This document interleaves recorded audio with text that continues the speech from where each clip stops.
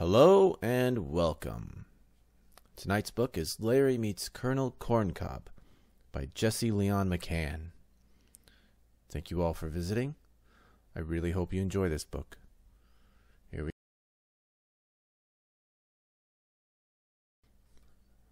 Laura Carrot went out bright and early to collect old gum wrappers for her scrapbook. She spotted a very pretty gum wrapper in Bumbleberg Park and reached for it. But a stranger snatched the wrapper instead. "Mine," muttered the stranger.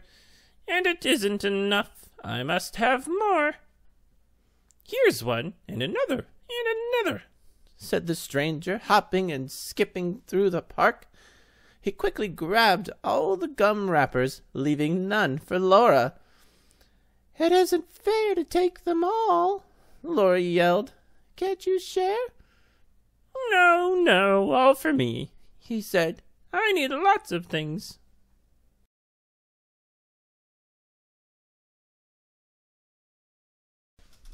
The stranger whisked through town collecting things. Flash! He grabbed all the rubber bands on the sidewalk, a no parking sign from Walnut Street, and discarded ketchup packages in front of the hamburger stand. Swish! He took free bank deposit envelopes, push pins, and free Bumbleberg online discs from the computer store. Junior Asparagus was about to buy some goldfish, but the stranger bought them first. Zow! The stranger nabbed sand from the kindergarten sandbox, daisies from Ma and Pa Grape's flower bed, and popsicle sticks. Swoosh! The stranger even took the corner fire hydrant.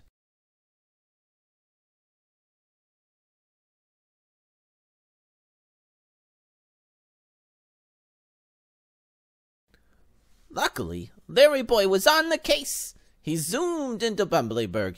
As he was motoring through town, the dashboard monitor clicked on. It was Alfred. "I've added several new crime-fighting gadgets to the Larry-mobile, and your costume," Alfred noted. "Cool! I'm itching to try them," Larry Boy said. "Seriously, Alfred, my costume itches. Lighten up on the starch, okay?" "Please be careful with your new gadgets, Master Larry," said Alfred. "Don't ruin them right away, like you usually do." "Sorry, Alfred. I make no promises," Larry Boy said seriously. "A hero's gotta do what a hero's gotta do."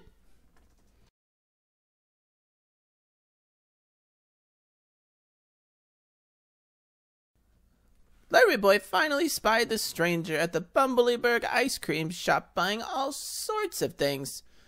"Cones and spoons," the stranger muttered. "straws and cups and napkins, dishes and scoops and containers and chairs, but I need more. I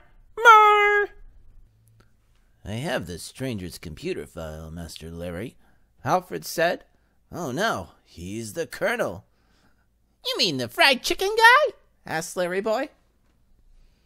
"No, Colonel Corncob," Alfred said. "He's notorious for collecting things until there's nothing left to collect." "Not if I have anything to say about it," Larry Boy said. He then pushed a button and fired the Larry Net, one of Alfred's new gadgets. Sprawling! The Larry Net was sure to capture the Colonel.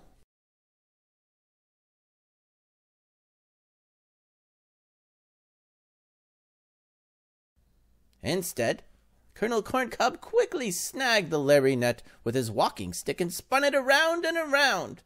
Larry Boy went spinning too. "One big net, but there's just one," said the Colonel. "One is not enough. I'll need more. From fishing boats, soccer fields, and basketball hoops. Nets, and more nets. That's what I want. Nets."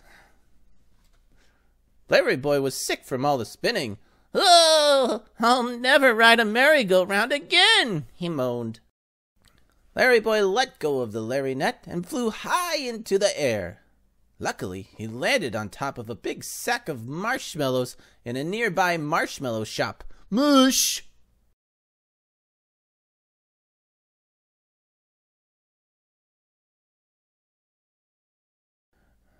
Meanwhile, back at Larry Boy's mansion, Alfred was watching everything that was happening.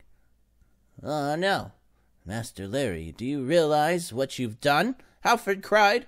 "Colonel Corncob has added your brand new Larry net to his collection." Larry Boy couldn't understand why Alfred was upset. It wasn't Larry Boy's fault Colonel Corncob took the Larry net. "Gee, Alfred, I would think you would be happy that I wasn't badly hurt by the fall," Larry Boy said quietly, his feelings hurt. "Oh, yes, of course, Master Larry. Well done," Alfred added. Alfred suddenly realized he could have lost Larry Boy for good. He could always make another Larry net.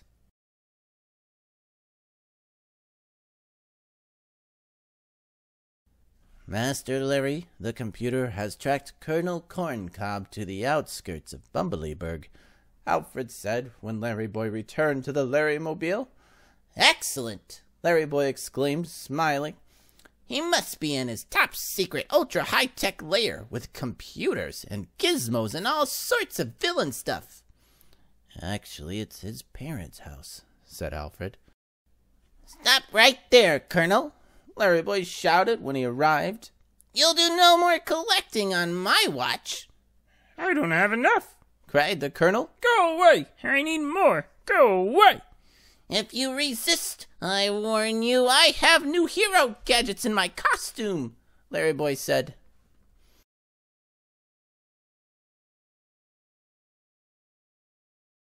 But Colonel Corncob had gadgets too. The battle was over very quickly. "I can't believe your gadgets are all ruined," Alfred cried over Larry Boy's earphone. "And your freshly starched costume is all wrinkly." "Not now, Alfred," Larry Boy said. "I'm a little hung up at the moment." Larry Boy decided to try a sneakier approach. If he could creep up on the Colonel, perhaps he would catch him off guard. Unfortunately, it was the Colonel who caught Larry Boy. Thwoop!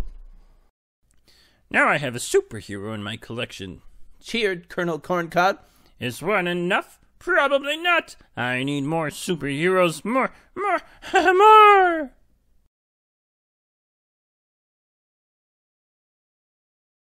Larry Boy landed in a big glass jar. A giant claw screwed the lid on tight. He was trapped. But it didn't mean he couldn't talk some sense into Colonel Corncob. "Why do you need all this stuff, Colonel?" Larry Boy asked. "It's so crowded in here that you can hardly move. Besides that, you're making a lot of people unhappy," added Larry Boy. For a moment, the Colonel seemed to listen to Larry Boy. Let me collect my thoughts," Colonel Corncob said. "You make some good points, but no, I like to collect too much."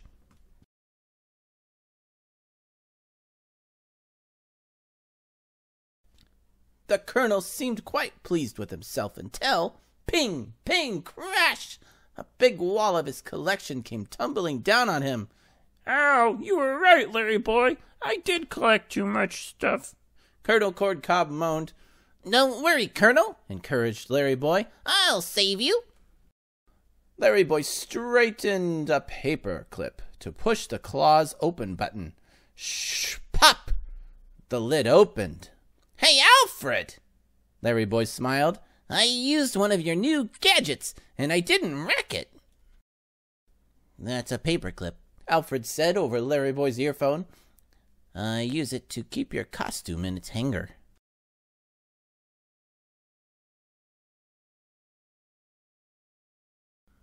"But you're right. I should be content with the fact that you're okay," Alfred said. "Not now, Alfred. I have rescuing to do," Larry Boy shouted as he backed the Larry-mobile through the basement doors. With a humming and clicking, he used another new gadget, the Larry Crane. Quick as a wink, Larry Boy freed the Colonel Corncob.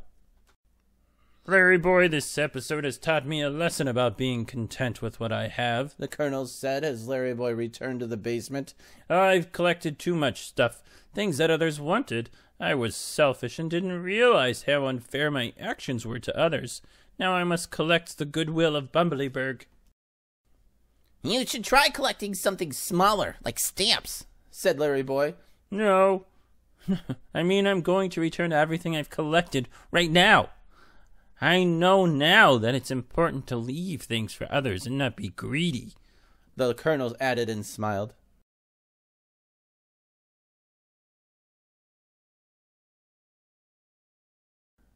It is better to have a little and do right than to have a lot and be unfair. Proverbs 16:8. Well, that concludes Larry Boy Meets Colonel Corncob. Thank you so much for listening. I will see you next time. Have a great night. Have a great day. See you next time.